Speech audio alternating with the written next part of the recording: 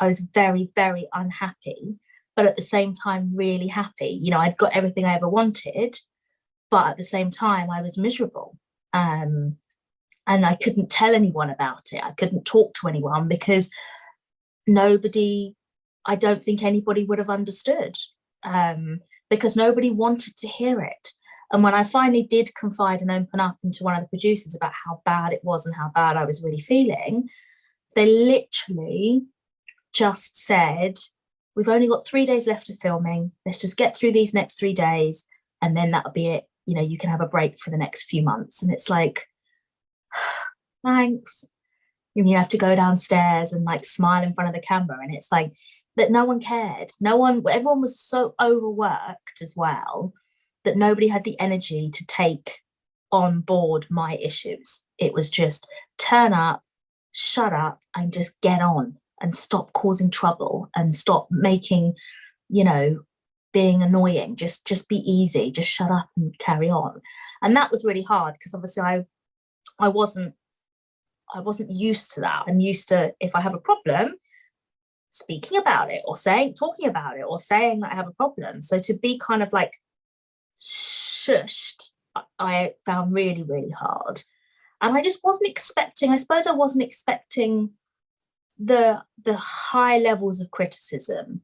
I know that, you know, anybody gets criticism, but I just wasn't, I was so naive that I didn't, when it came, I just didn't handle it very well because I just was so angry that people were being mean for sometimes things that weren't my fault. So for example, series 1, we had a couple called Joey Essex and Stephanie Pratt who got together and it was like forbidden.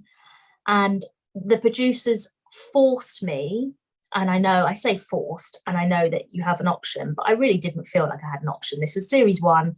I was lucky to get the job. You know, this was what they were told me to do, that I had to be against the relationship. And so I had to go on camera and voice my opinion and say that I was against the relationship. And when that series finished, I remember I think Stephanie had something like 1 million followers on Twitter. And obviously it didn't go down well, but on telly, I was anti the relationship, because everybody was in love with the Stephanie and Joey romance, which lasted about 3 months, but that's by the by. And so I got a 1 million people trolling me, and I didn't get one call from production company to ask if I was okay. I didn't get a single follow-up, anything, in fact, just to say, do you know what, like, we'll take over your social media for you. You go have a break. We'll take Twitter. You go and have a break. I had to go. My best friend at the time, I was so down, took me away. We went to Marbella. Not actual like the Marbella bit, the nice bits. And we went away for like a week, and I just turned my phone off. I had to, because I was just spiraling out of control of just this pile-on, and not one person bothered to check if I was okay.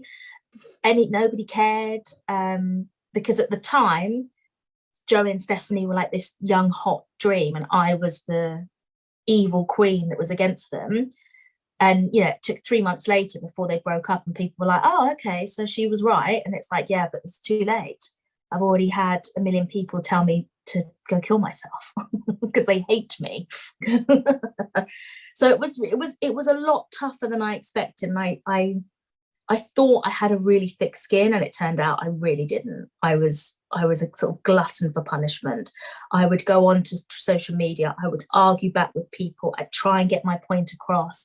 I'd be very much like, no, I want you to understand where I'm coming from, not realizing that you're literally might as well argue with a brick wall, because people don't want on the internet, people don't want to change their opinion. There's no point, because you're not talking to a person that's in a listening and understanding state of mind. You're talking to a stranger on social media that's going, you suck. And you just got to be like, okay,